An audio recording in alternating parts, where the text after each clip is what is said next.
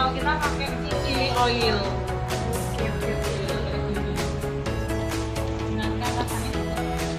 Itu saya suka dimasakin sama Mbak Yu sebenarnya. Nah, Mbak Yu itu suka masak neko-neko. Nah, saya sering melihat saat itu saudara saya masih dua, saya sama Mbak Yu saya itu sebenarnya paling suka itu mie goreng dari kecil, dari SD itu saya suka mie goreng.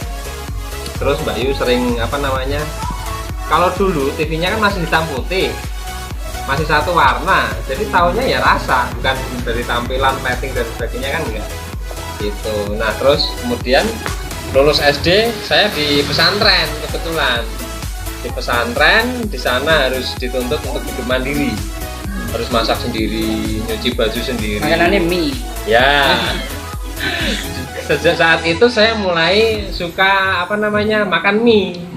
Nah suka makan mie sampai kuliah itu saya setiap hari makannya mie seperti itu. Nah kemudian singkat cerita saya menikah, kemudian kerjanya di bidang konstruksi, terus terkena dampak corona. Kenapa enggak saya jadikan apa namanya hobi saya ini apa ibaratnya untuk realisasi. Ya untuk merealisasikan hobi saya biar orang lain juga merasakan gitu.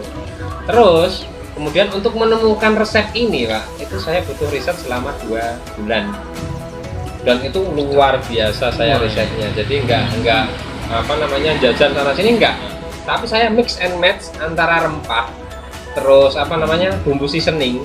Itu kadang kan ada yang enggak match tuh. Misalnya rempah apa dikasih seasoning biasa seperti itu rasanya biasa. Tapi ketika saya 2 bulan itu sampai perut saya itu sampai bergejolak Pak. Serius. Jadi apa 2 bulan itu saya benar-benar riset antara rempah Cina, rempah Jepang, rempah Korea seperti apa. Terus kemudian saya tester ke teman-teman selama 2 bulan itu, ini kurang gimana gitu kan. Ternyata lidah orang Indonesia itu tidak bisa dipaksakan sebenarnya. Maksudnya gimana?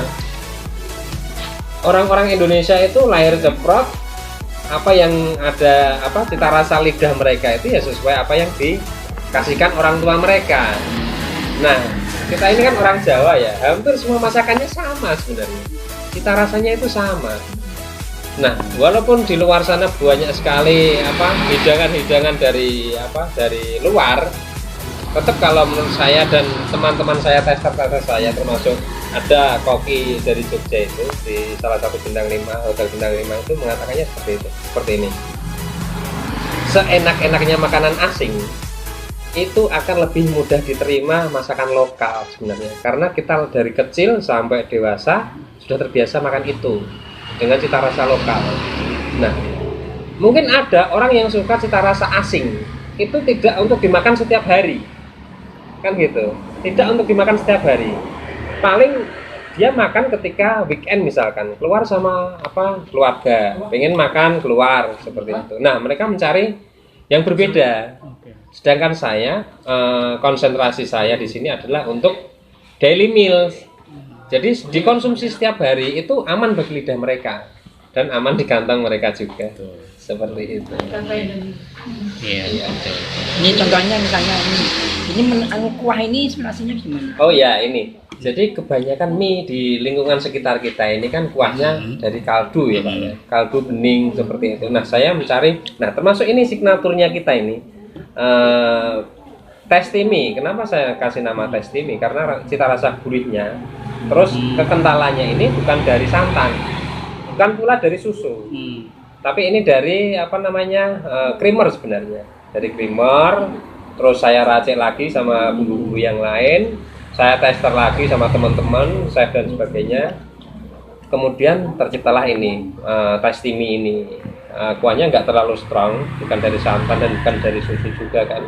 Karena ya tahu sendiri kalau olahan susu dibikin kuah di mix sama mie ini kan agak aneh di lidah kita. Nah, saya agak mencampurkan beberapa rempah untuk sini biar bisa diterima oleh lidah kita. Nah, ini termasuk varian baru. Kemungkinan di Solo belum ada ya Pak yang seperti ini ya.